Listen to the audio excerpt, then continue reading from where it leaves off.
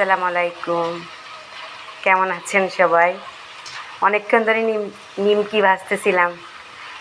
ভাজতে ভাজতে খুব ক্লান্ত লাগতেছে। হঠাৎ চিন্তা করলাম আপনাদের সাথে তো শেয়ার করলাম না। সেদিনও অনেকগুলো বানিয়েছি, শেষ হয়ে গেছে। মেয়ে খেতে খুব পছন্দ করে এ ধরনের খাবার। ও মিষ্টি জাতীয় তেমন কিছু খায় না, এই জন্য এখন বিকেলবেলা হাত অবসর আছে, এজন্য একটু নিমকি বানাচ্ছি। সেদিন এক কোটা বানিয়ে দিয়েছি, সব শেষ। আর এখন আজকে এই যে আবার এখন এই সন্ধ্যা হয়ে গেছে, বানাচ্ছি। আর এই যে এখানে এটা দিয়ে কেটে কেটে সুন্দর করে শেষ। আর এটা আছে, নিমকি খেতে ভালোবাসেন। সামনে তো রোজার সময় তো প্রচুর নিমকি বিক্রি করা হয়। আর ভালোবাসেন কে কে খেতে নিমকিটা?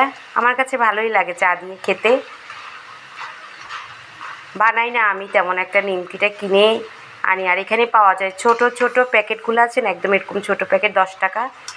আর ওগুলো একটু লবণ বেশি থাকে। তো যা, মেয়ে যখন খেতে চায় আমি নিজেই বানাই ফেলি। আমি তো বেশিরভাগ জিনিস বানিয়ে খাই এখানে, কারণ এখানে যেসব খাবার বিক্রি করে না, ওগুলো আমার কাছে একটুও টেস্ট লাগে না। আমাদের খাওয়াই আমাদের কাছে টেস্ট লাগে। আমি এর জন্য কষ্ট করে হলেও সব নিজে তৈরি করি। এই জন্য আমি ওভেনও কিনে নিয়েছি। ওভেনে আমি পিৎজা, তারপরে কেক, তারপরে হচ্ছে বোন, এগুলো আমি নিজেই তৈরি করে নিই। আর এই তো দেখেন হয়ে গেছে, এত টেস্ট হয়েছে।